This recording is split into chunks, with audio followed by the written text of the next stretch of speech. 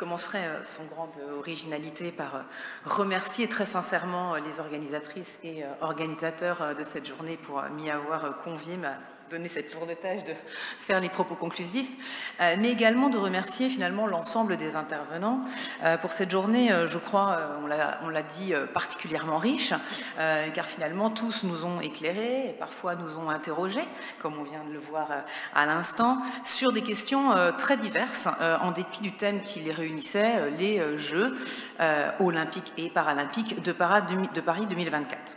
Alors, la préparation et l'organisation d'un événement aussi exceptionnel que les Jeux soulèvent en effet des problématiques tant économiques que juridiques.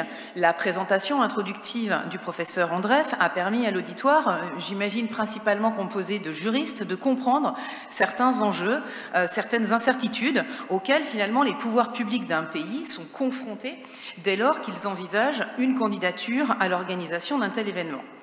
À n'en pas douter, ces analyses économiques sont des éléments déterminants qui influent sur les choix politiques et les modalités opérationnelles retenues pour la préparation d'un dossier de candidature. Mais une fois ces choix arrêtés, notamment par l'acceptation, certains diront la soumission aux exigences du CIO, comme il a été montré en matière, par exemple, d'exonération fiscale, présentée par la professeure Stéphanie Damaret.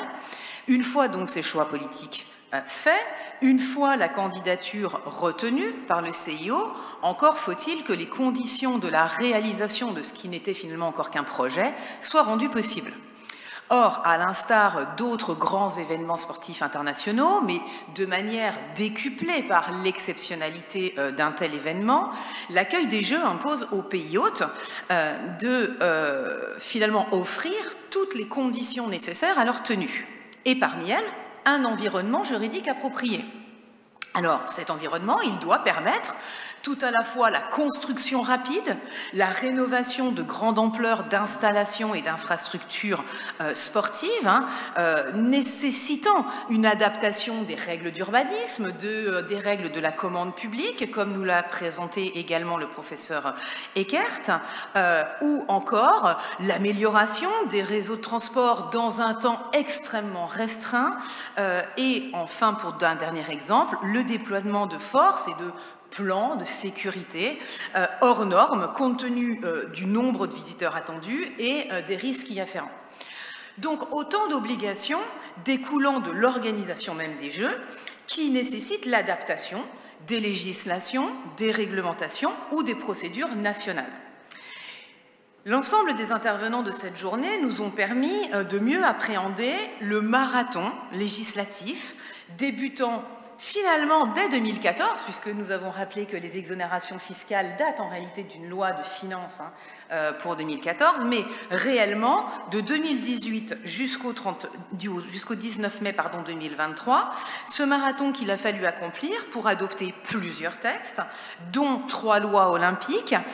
On oublie parfois qu'on a eu également une partie de dispositions appliquées à la préparation des Jeux olympiques en 2019, la loi qui a créé l'ANS, l'Agence nationale du sport, et qui a également prévu des dispositions, notamment en matière de dopage, mais bien sûr les 2 grandes lois étant celles de 2018 et 2023. Ces textes ont finalement aménagé le droit des biens, de la commande publique, de l'urbanisme, le droit fiscal ou encore le droit de la sécurité publique, dans le respect parfois relatif des droits fondamentaux. Ces adaptations, ces aménagements qui ont fait donc l'objet des débats aujourd'hui, constituent-ils un ou des droits d'exception? Alors, je crois qu'au terme des différentes communications, chacun aura pu se faire son opinion sur cette interrogation, mais à certains égards, nul doute que la réponse est positive pour certaines dérogations, en tout cas, notamment en matière d'urbanisme, de commande publique. Mais la journée a aussi démontré que de nombreuses dérogations ne sont finalement que provisoires. Et que le temps des Jeux, je reprends un petit peu d'ailleurs la problématique de la définition de ce qu'est le temps des Jeux qui a été abordée par le professeur Marmaillou, mais en tout cas, une fois le temps des Jeux passé, le droit commun va retrouver à s'appliquer et ces droits d'exception vont finalement prendre fin. Néanmoins, il s'agit donc de droits d'exception, très certainement, à n'en pas douter, mais provisoires.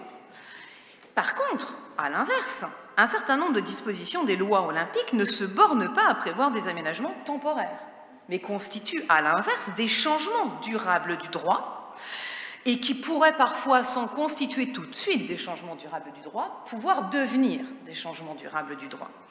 Dans ce cas, les Jeux sont alors un vecteur de l'évolution du droit national. De telles dispositions, qui ne prévoient pas de régime d'exception, mais fixent un nouveau cadre juridique, constituent dès lors une forme d'héritage des Jeux, un héritage juridique. Gabriel Eckert a ainsi souligné que les modes de raisonnement, d'interprétation du droit commun des contrats dégagés à propos des Jeux avaient déjà finalement été utilisés dans le cadre notamment de la Coupe du Monde de rugby, et que très certainement ces modes de raisonnement allaient être amenés à être reproduits à l'avenir pour d'autres et pour l'ensemble finalement des grands événements sportifs internationaux. De même, les dérogations fiscales applicables aux organisateurs et acteurs, comme il a été démontré par exemple pour le chronométreur des Jeux, sont en réalité applicables à l'ensemble des grands événements sportifs depuis 2014 et sont devenus en quelque sorte le droit commun en ce domaine. Donc, dans ce cadre, le droit finalement là spécifiquement applicable en matière sportive a été durablement modifié par l'organisation des Jeux. L'intégration, et ce sera peut-être le dernier exemple que je vais donner, qui a été évoqué également par notre collègue, je me suis désolée, j'ai oublié votre nom, voilà, le professeur Dubré de Boulois, en matière de dopage, l'intégration définitive et non temporaire comme initialement prévu dans le projet de loi. L'intégration définitive des tests génétiques sur les échantillons prélevés dans le cadre de la lutte antidopage, intégration dans le code civil, dans le code du sport, et ensuite qui pourra être mis en œuvre par le code pénal, par la voie du code pénal, puisqu'il s'agira d'une infraction. Dans ce cadre-là, cette intégration, malgré toutes les réserves du Conseil d'État, fondées notamment sur le droit français de la bioéthique, constituera un héritage durable dans le droit français. Si ces différentes dispositions durables donc concernent le droit du sport, celle que je viens de citer en tout cas, l'héritage juridique des Jeux ne se limite pourtant pas aux activités sportives. Pour ne prendre qu'un autre exemple, également évoqué par le professeur Dupré, certaines dispositions de la loi olympique du 19 mai 2023 mettent en place une expérimentation en matière de sécurité et de police administrative, autorisant, alors les termes peuvent varier, je vais utiliser le terme de vidéoprotection intelligente, c'est-à-dire assistée par l'intelligence artificielle. Cette expérimentation sera menée jusqu'en mars 2025 et pourra donc, en fonction de son évaluation, se transformer en évolution du droit à long terme. J'ai compris de votre intervention que vous pensiez que ce serait certainement le cas et je crois qu'on en doute assez peu. Les Jeux seront alors la source d'une modification majeure du droit de la sécurité publique dont il n'est pas certain qu'elle aurait eu lieu sans les Jeux, en tout cas aussi rapidement. Dans ce cas, les Jeux jouent un rôle d'accélérateur de l'évolution juridique, impactant de manière décisive l'exercice même du pouvoir de police administrative, ce qui a pu être qualifié dans un article publié à la JDA en 2023 de police administrative augmentée. Vous l'avez tous compris, j'utilise à dessein le terme d'héritage juridique pour faire le lien entre le thème général de cette journée et celui plus précis que les organisatrices et organisateurs m'ont attribué pour ces propos conclusifs, quel héritage? L'exercice n'étant pas aisé, j'ai choisi cette approche plutôt que de présenter de manière très précise le contenu de l'héritage attendu de ces Jeux tel qu'il résulte du plan Héritage et Durabilité de Paris 2024, mais aussi de nombreux autres plans héritage. Le plan héritage du CNOSF, le plan héritage du CPSF, le plan héritage de l'État, le plan héritage de Solidéo, le plan héritage de la ville de Paris, le plan héritage du département de Seine-Saint-Denis, qui, comme on l'a dit, est le territoire d'héritage des Jeux où se concentrent 80% des investissements, ou encore le plan héritage de la région Île-de-France, de la métropole du Grand Paris, sans même parler des nombreux plans héritage régionaux. Il est clair que la lecture de ces plans font penser qu'il y a quand même 3 grandes priorités qui ont été poursuivies pour, en tout cas, Paris 2024. C'est profiter des Jeux pour bâtir un héritage social, territorial et environnemental, c'est-à-dire mettre le sport et les Jeux au service de l'individu, de la société et de la planète. Le rapprochement aboutissant à la conclusion d'un héritage juridique pourrait paraître un peu facile, voire artificiel, mais il n'en est rien, car cette notion d'héritage olympique est en réalité extensive et peut tout à fait inclure une forme d'héritage juridique. Qu'est-ce que l'héritage olympique? C'est une notion déjà présente de manière assez ancienne dans des dossiers de candidature. On la retrouve dans le dossier de candidature pour les Jeux de Melbourne en 1956 et dans le dossier de candidature des Jeux de Calgary en 1981. Néanmoins, c'est à partir des années 2000 que le CIO va s'emparer de ce terme et va essayer d'en déterminer les contours. En 2002, le CIO a organisé un colloque international sur le thème de l'héritage avec 150 experts, des chercheurs issus de différents pays, les fédérations internationales, les comités nationaux olympiques. À partir de ce colloque, la commission d'études des Jeux olympiques a publié un rapport en juillet 2003 qui a ensuite, sur l'héritage, consacré l'héritage, qui a ensuite été consacré dans la règle 2 de la charte olympique. L'héritage est apparu dans la charte olympique le 4 juillet 2003, mais sans donner de véritable définition de ce qu'est l'héritage. Les différents moments de réflexion du CIO quant à ses objectifs, ses orientations ont donné ensuite lieu à des avancées quant à la définition des contours de ce qu'est l'héritage. Lorsque l'agenda olympique 2020 a été adopté en décembre 2014, l'agenda olympique, c'est une espèce de feuille stratégique finalement pour le mouvement olympique, feuille de route stratégique pour le mouvement olympique. Il y avait 40 recommandations dans cet agenda 2020 et dans ces 40 recommandations, 3 parlaient en tout cas faisait référence à l'héritage. La recommandation numéro 1, dans laquelle le CIO souhaite assister les villes candidates en leur expliquant comment les villes précédentes ont garanti un héritage positif à leur candidature. La recommandation numéro 2, ensuite, dans laquelle il est prévu que la commission d'évaluation du CIO des villes candidates doit porter une attention particulière à la durabilité et à l'héritage. Et enfin, la recommandation numéro 4, dans laquelle le CIO précise qu'il assurera, après les Jeux, un contrôle de l'héritage de ces Jeux. En mars 2021, ensuite, deuxième feuille de route, agenda 2020+5. C'est comme ça qu'on l'appelle, désolé du terme un peu bizarre, mais en tout cas c'est comme ça qu'on le définit. Cet agenda 2020+5 énonce à son tour 15 recommandations. La recommandation numéro 2 est de favoriser les Jeux olympiques durables. Il est notamment, je ne vais pas vous faire, parce qu'elle est assez longue cette recommandation, je ne vais pas la reprendre de manière exhaustive, mais sachez qu'il est clairement et précisément indiqué que la durabilité doit être intégrée dans tous les aspects des Jeux. Il est notamment précisé que l'impact positif des JO doit être vérifié, notamment sur le climat. Également, aucune construction olympique permanente ne doit être érigée dans des zones naturelles et culturelles, légalement protégées. De même, il est précisé que les principaux legs, notamment d'infrastructures, doivent être achevés avant les Jeux olympiques et que les plans et le financement à long terme doivent être prévus dès le stade précoce de la candidature. En outre, et peut-être dernier exemple, il est indiqué que les programmes clés éducatifs, sportifs, sociaux, culturels doivent être poursuivis après les Jeux olympiques. Toute cette réflexion du CIO, bien évidemment, et on l'a évoqué ce matin, ça a été évoqué ce matin, on fait suite à des retours d'expérience négatifs d'un certain nombre de Jeux.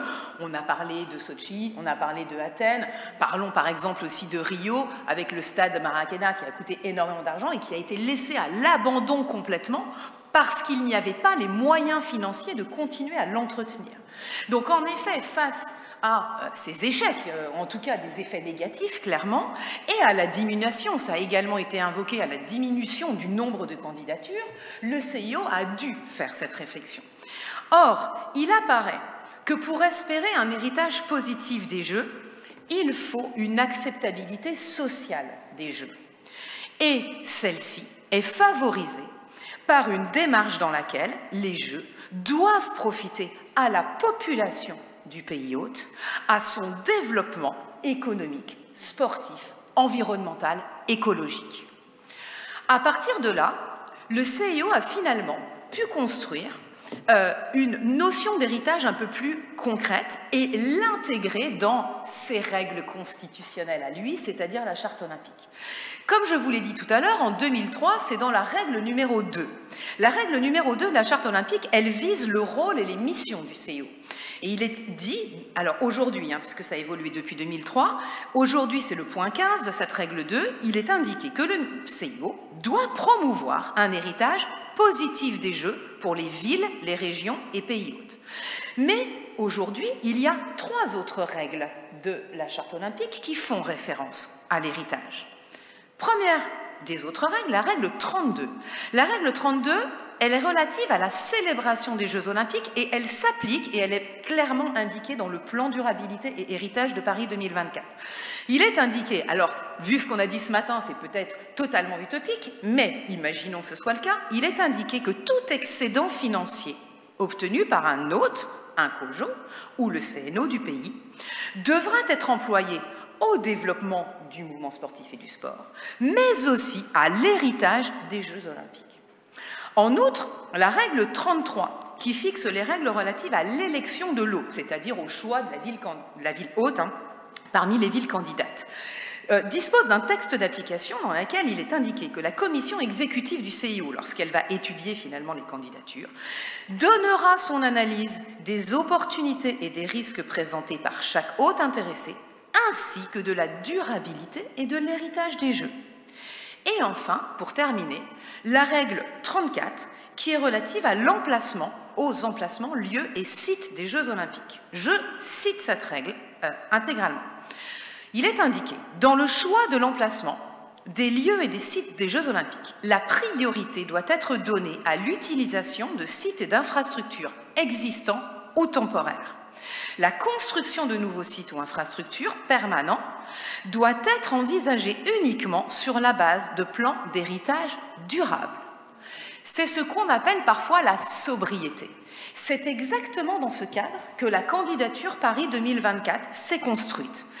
Je vous le rappelle, Paris 2024 a, en tout cas pour projet, et a priori ça va être réalisé, qu'il y ait 95% des infrastructures sportives qui vont être utilisées pour les épreuves des Jeux, qui vont être des structures déjà existantes pour 70% d'entre elles, ou temporaires pour 25% d'entre elles. C'est-à-dire que 95% des infrastructures sont déjà existantes ou temporaires.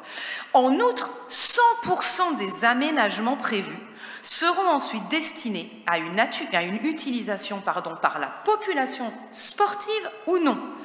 Il s'agira, ça a également été évoqué ce matin, de transformer certaines constructions. Le village olympique, le village ou le cluster des médias, qu'on appelle parfois le cluster des médias, vont être ainsi transformés en véritables quartiers. Ça va permettre d'avoir au total, pour ces 2 constructions nouvelles, 4000 logements, 4 groupes scolaires, des espaces verts également, des crèches, des bureaux et des commerces. Donc Paris, c'est effectivement construit, en tout cas la candidature de Paris s'est effectivement construite autour de cette durabilité, de cette exigence d'héritage durable. Alors finalement, en 2017, le CIO a adopté un document et publié un document qui s'intitule « Approche stratégique en matière d'héritage, une stratégie pour l'avenir ». Dans ce document, on trouve une définition finalement assez claire, précise, de ce que le CIO, en tout cas, entend comme héritage et dans lesquels finalement les villes candidates vont devoir s'insérer puisque désormais, les dossiers de candidature doivent intégrer ces plans d'héritage et de durabilité. Je vous cite la citation, enfin la définition donnée par le CIO. Il est indiqué « L'héritage olympique est le résultat d'une vision. Il englobe tous les bénéfices tangibles et intangibles à long terme, amorcés ou accélérés par l'accueil des Jeux pour les personnes, les villes, territoires et le mouvement olympique. » Alors, il y a 5 éléments, en réalité, dans cette définition, courte mais dense. Tout d'abord, l'héritage, c'est le résultat d'une vision. Et le CIO précise que c'est le résultat d'une vision commune.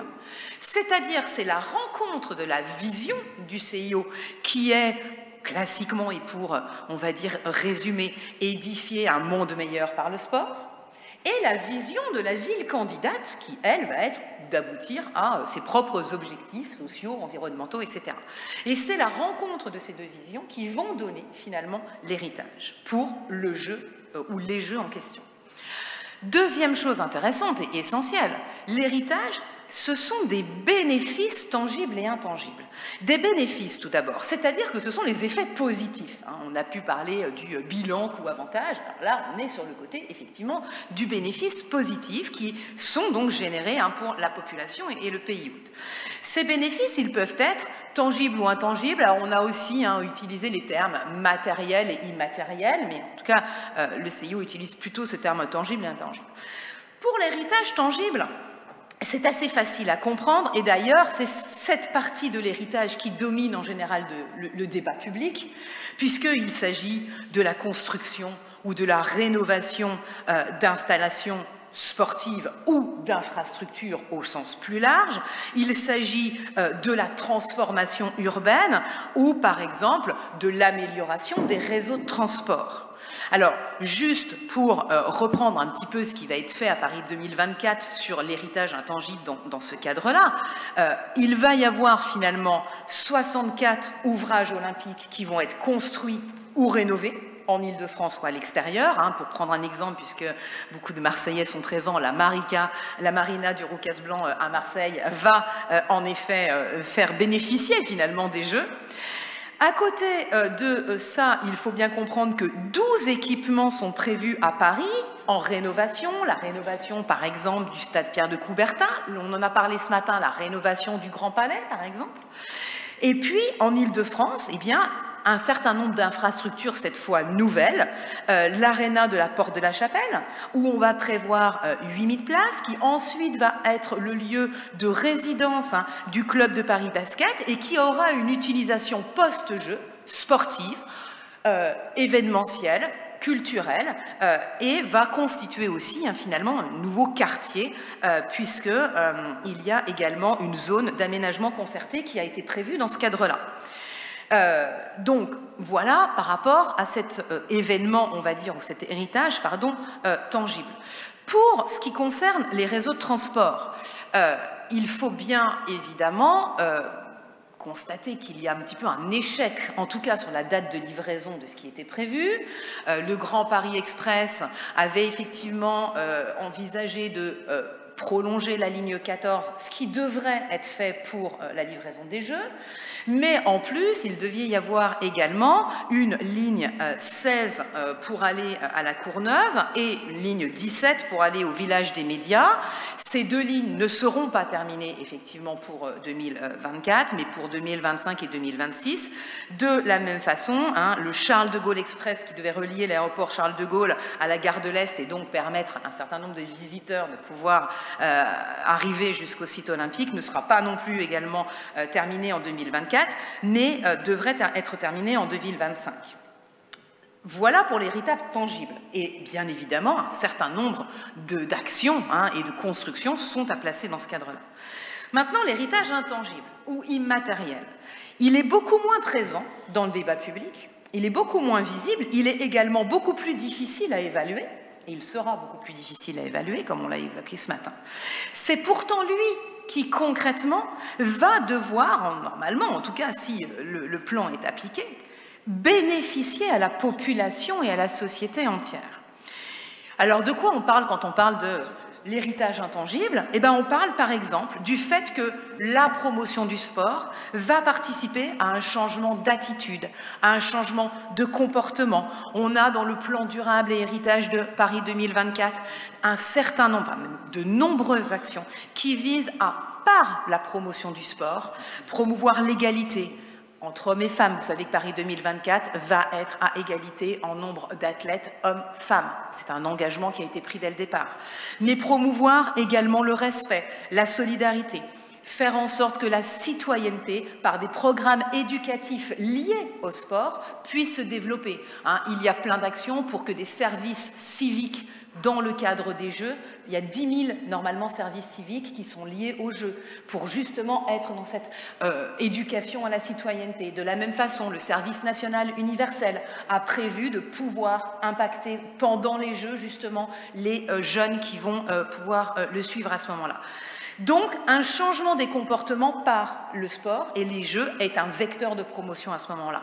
De la même façon, un changement pour faire que la pratique du sport soit plus fréquente, mais là, dans un cadre de bien-être, de santé.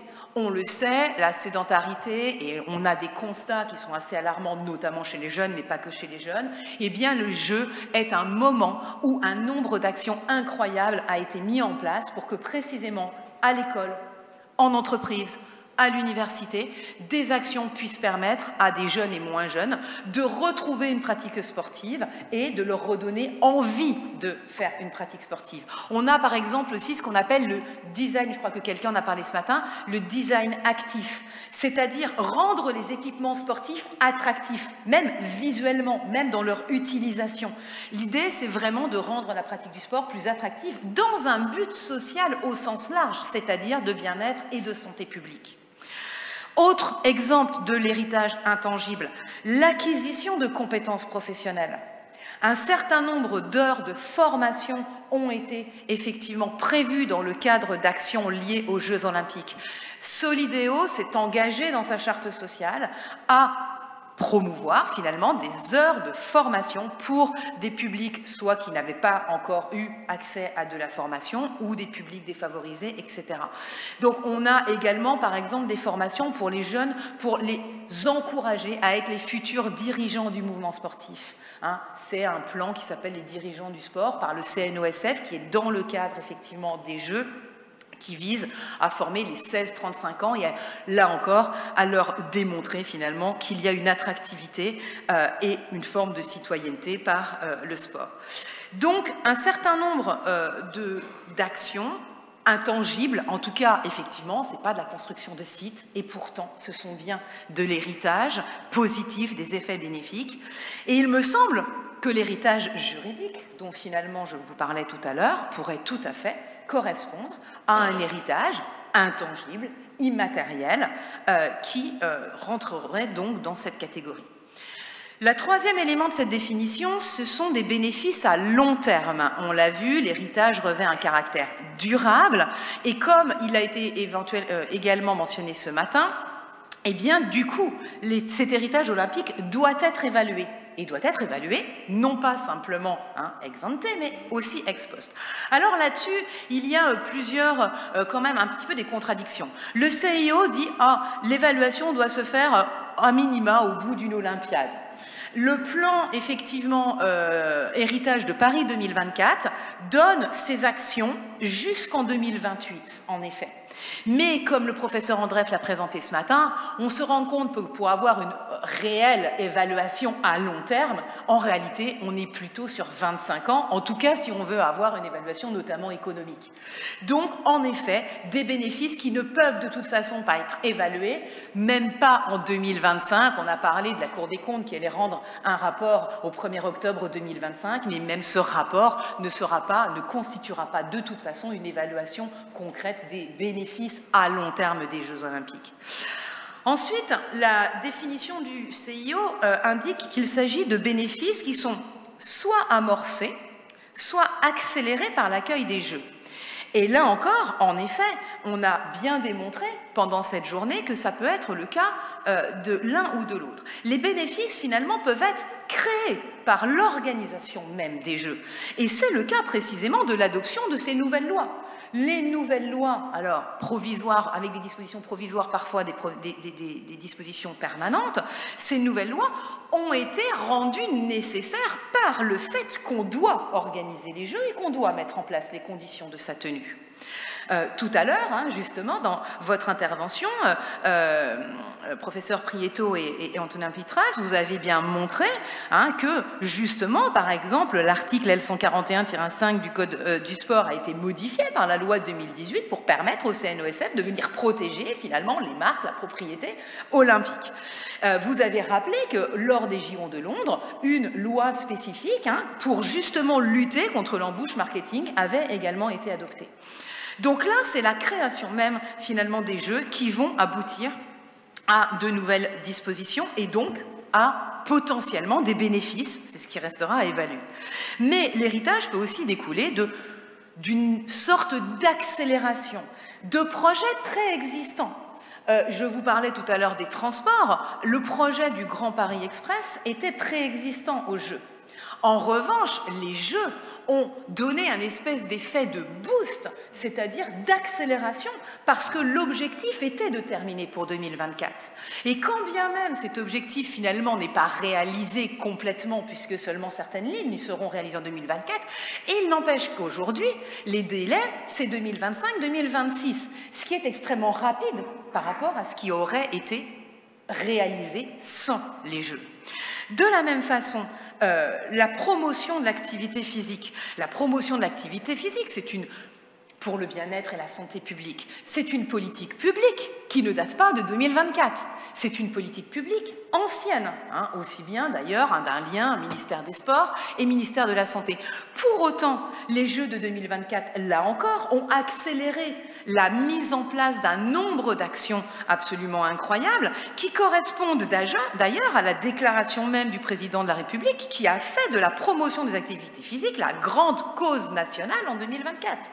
Et c'est pourquoi tout un tas d'actions, le passe sport qui a été effectivement renouvelé alors qu'on n'était pas du tout sûr qu'il perdure, vous avez 50 € qui vous est donné pour pouvoir vous inscrire quand vous êtes jeune, en tout cas dans un club sportif, qui a été d'ailleurs avec les Jeux pérennisé en dehors des clubs, on va dire liés à des fédérations, mais également dans le secteur marchand, les 30 minutes supplémentaires d'activité physique à l'école primaire, alors c'était pas l'école primaire au début, mais avec les Jeux, c'est devenu étendu et généralisé à l'ensemble des écoles primaires, les 2 heures supplémentaires d'EPS au collège, et aussi le label Génération 2024, qui permet de faire le lien, qui bizarrement n'a jamais été réellement fait jusque-là, de faire le lien entre l'école et le mouvement sportif.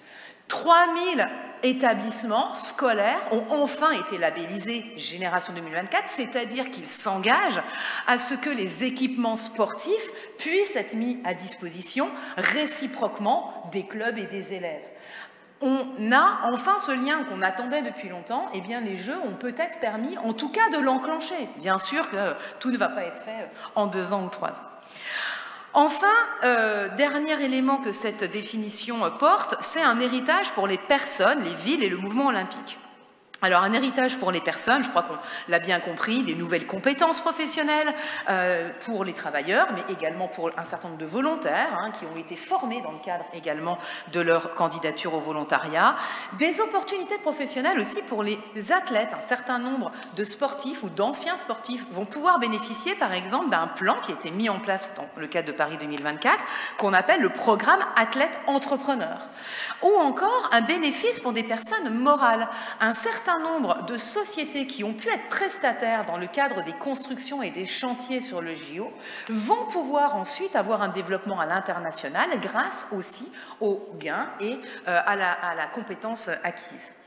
Bien sûr que l'héritage, il est souvent, et le plus souvent dans le débat public, il concerne surtout les villes et les territoires. On l'a bien compris, la rénovation de quartiers entiers à Paris, la revitalisation urbaine. On a par exemple ce qu'on appelle la future cité jardin qui sera issue du village des médias, puisque 13 hectares d'espace vert, un nouveau parc sportif, etc., seront ensuite mis à la disposition de toute la population. Et puis enfin, bien évidemment, l'héritage pour le mouvement sportif. Pour le mouvement sportif, il s'agit de pouvoir bénéficier parfois d'un nouveau concept d'hospitalité avec un concept de billetterie innovant, parfois d'une nouvelle notoriété d'un partenaire commercial, etc., etc. Alors, l'héritage juridique, et j'en termine, au regard de tout ça, il peut, me semble-t-il, effectivement s'intégrer dans l'héritage olympique. Il s'agit d'un héritage intangible, social, puisqu'on a 5 grandes catégories aujourd'hui d'héritage, classiquement, sportif, social, environnemental, urbain, économique. Eh bien, il s'agirait d'un héritage social, mais quand même à une condition, que cet héritage juridique apporte un effet bénéfique, puisque c'est une des conditions. Or, sur ce point, tout comme l'héritage économique, il sera nécessaire d'évaluer les effets et la portée de ces nouvelles réglementations, de ces nouvelles procédures. L'expérimentation en matière de vidéosurveillance algorithmique le permettra, mais qu'en est-il pour les autres dispositions ? A priori, aucune évaluation de leurs conséquences à court ou long terme n'est prévue. Dès lors, l'héritage juridique, s'il semble pouvoir être inclus dans l'héritage olympique, eh bien, devrait permettre d'assurer le même suivi. On a parlé de 13 études d'impact ex post. Eh bien, peut-être faudrait-il une 14e pour l'héritage juridique. Je vous remercie.